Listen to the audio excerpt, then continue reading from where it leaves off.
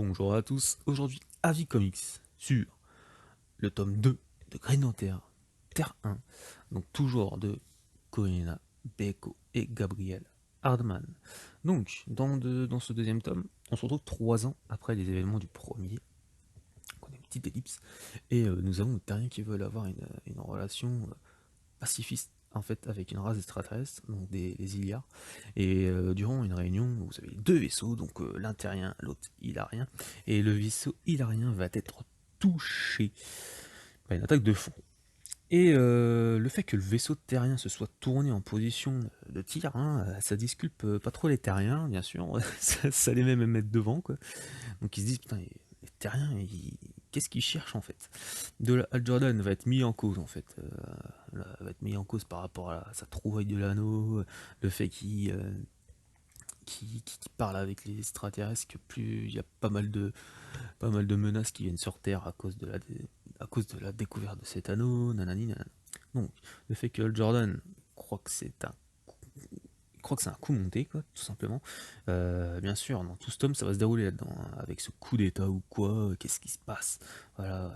Et bien sûr, avec la venue d'un nouveau corps. Hein, le gardien a créé un nouveau corps, le corps des Yellow Lantern, du coup, fait en partie de guerrier Kuar, ou Kuar, hein, ça dépend comment vous voulez prononcer. Et dans ce tome, on va aussi voir la venue de John Stewart, hein, ça fait plaisir. Et du coup, Sinestro, lui, qui était dans le camp des Green Lantern, va partir dans le camp des Yellow Lantern, comme dans le comics original, bon, avec un peu moins de background, hein, quand même, mais il va y partir pour son intérêt, surtout, parce qu'il trouve que les Green Lanterns sont beaucoup moins puissants. Voilà, l'anneau jaune est beaucoup plus puissant. Donc voilà. Le gardien, lui, va réussir à détruire la batterie centrale des Green Lanterns, et du coup, ça va mettre tous les anneaux des Green Lanterns hors d'état, quoi. Ils vont perdre petit à petit leur batterie, hein. C'est normal, t'as plus la batterie centrale, ça ne fonctionne plus. On va se rencontrer au dernier arc, que les gardiens, que le gardien, lui, il avait une sorte d'arme pour pouvoir détruire, entre guillemets, bien sûr, la batterie centrale. Certains QR, eux, donc certains guerriers des Yellow Lantern, vont déserter le camp des Yellow Lantern, du coup, parce qu'ils sont trop extrémistes, hein, et les horreurs qu'ils ont commis eux-mêmes, ça les terrifie. En fait, ils n'arrivent pas à contrôler le pouvoir de l'anneau, l'anneau jaune les corrompt. Donc eux, dès qu'ils ont une lucidité, hop, ils l'enlèvent, ils la donnent à quelqu'un et se barrent, quoi, tout simplement. Il y en a certains, donc c'est comme ça que John Stewart, lui, va l'avoir. Bien sûr, il va y avoir un combat Green Lantern, Yellow Lantern qui va éclater, hein. La Terre, eux, donc et certaines de grandes instances de la Terre, des terriens, ils vont s'allier avec les Yellow Lantern, et du coup, Hal Jordan va tout faire pour les arrêter. Du coup, les Yellow Lantern vont devenir les protecteurs de la Terre. Voilà. Certains Green Lantern, suite à ça, ils vont se faire tuer parce qu'en fait, le gardien va amener tous les Yellow Lantern à détruire les Green Lantern dans chaque planète de chaque Green Lantern. Et ça m'a fait penser à l'Ordre 66 de Star Wars. Donc c'est la même chose. T'as le grand Manitou, donc l'empereur, donc là c'est le gardien, qui envoie les Yellow Lanterns, donc les troopers, des lanternes qui devraient être aux côtés du bien, qui sont retournées, boum, pour détruire tout le monde, quoi. Donc il y a ce parallèle qui était sympa, j'ai trouvé ça sympa, j'ai fait, oh putain, ça m'a fait penser à ça tout de suite, à l'ordre 66. Du coup, voilà, c'était ouf. Le gardien, du coup, va envoyer tous les lanternes détruire les lanternes. Euh, et du coup, bam, il se passe un truc à la fin. Bien sûr, Hal Jordan va commencer il va aller voir le gardien pour, euh, pour réussir à le tuer. Parce qu'ils peuvent pas tuer tous les Yellow Lanterns, ils sont beaucoup trop puissants. Du coup, Hal Jordan va dire, bon, on va tuer l'ennemi à la base, à la racine, on va détruire le gardien. Puis il va se rendre compte de quelque chose. Et là, je ne peux pas le dire, parce que ça risque de spoil un peu. Ça serait dommage. Tout simplement, ça serait dommage. Voilà. Donc, ce tome 1, oui, il est très grand. Avec cette mission dès le début, Jon Stewart qui récupère l'anneau jaune parce que t'as un des guerriers qui en veut plus. Du coup, on se rend compte que Jon Stewart va réussir à gérer cet anneau jaune et tout. J'ai trouvé ça super sympa. Voilà, vivement le 3 quoi, tout simplement, vivement le 3 pour découvrir la fin de cette aventure, parce que c'est un récit en 3 tomes, hein.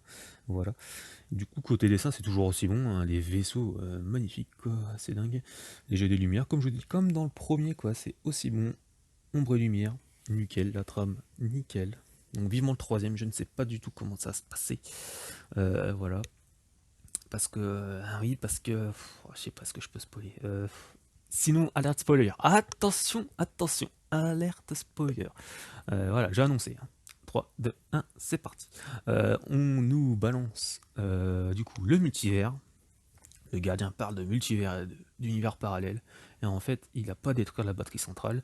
Il est dans le monde parallèle où il y a les guerriers QR. Donc les guerriers QR, il les a fait venir de ce monde parallèle pour en faire des Yellow Lanternes. En fait, Hal Jordan est là-bas, quoi. Hal Jordan est dans ce monde parallèle suite à une explosion de la baston finale. Il est juste à côté de la. Du coup, il est arrivé juste à côté de la batterie centrale. Et du coup, c'est le nouveau protecteur de la Terre des QR.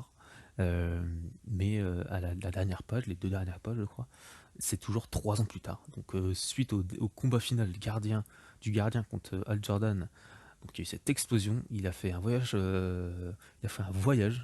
dans un monde, dans le monde parallèle, dans le multivers. Bim, il est arrivé sur la planète où la batterie centrale des Green Lanterns a atterri.